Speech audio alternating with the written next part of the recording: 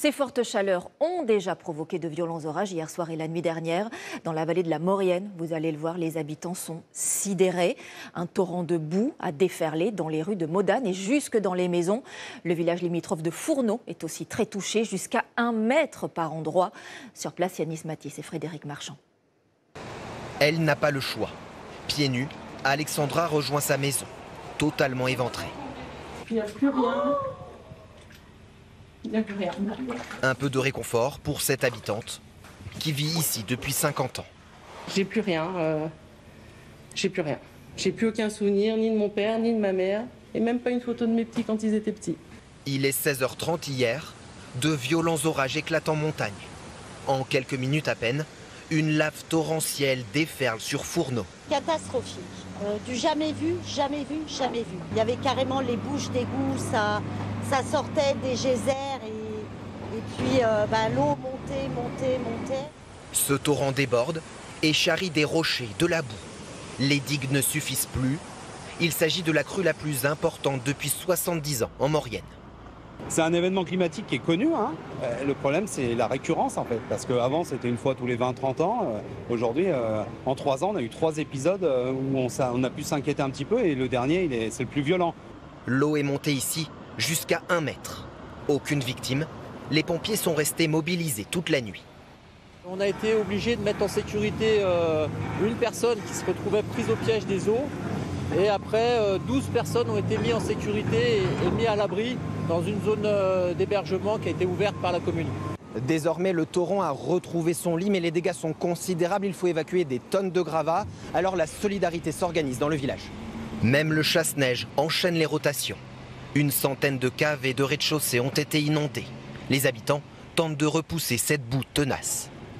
Il faut se mobiliser, avoir un peu de courage pour évacuer et sauver un peu les commerces. C'est gorgé d'eau et puis le temps de tout évacuer, c'est un travail monumental en fait.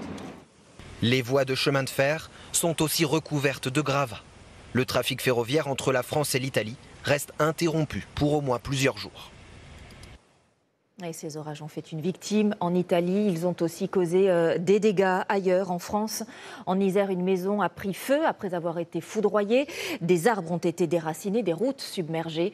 Théo Fribourg avec Gwenaël Vindrastin et Christophe Buisine. Un torrent de boue au beau milieu d'un village de Savoie. C'est le maire qui filme cette scène médusée. Moi, j'ai jamais vu ça. À Saint-Colomban-des-Villars, 4 maisons ont été touchées par la crue du torrent, haut de 5 mètres hier soir.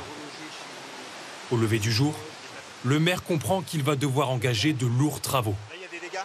Vous voyez les câbles d'alimentation Enedis-EDF qui ont été arrachés.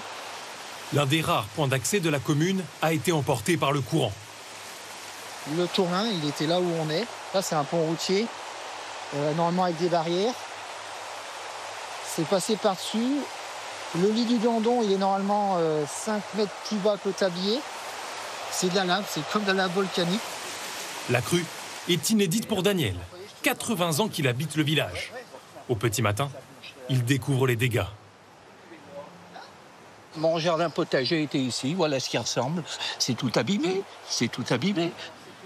À 100 km de là, la foudre a déclenché un incendie qui a réduit le toit de cette maison en cendres. Dans les jardins, des arbres déracinés et des voitures endommagées par les branchages. L'orage n'a duré que quelques minutes, prenant par surprise les habitants. Il y a eu comme une tempête, une tornade, toute la pluie qui est venue d'un coup sur les toits. Ça a passé à travers les tuiles à l'intérieur, en tout cas chez moi. En 40 ans, c'est jamais arrivé. Dans cette serre, la grêle, mais surtout le vent, ont fait de lourds dégâts sur les plantations. Là, par exemple, vous voyez, sur les tomates, on avait tout préparé, on avait tout attaché pour la saison. Et le vent s'est engouffré sous les serres, il a tout levé et tout est cassé, quoi.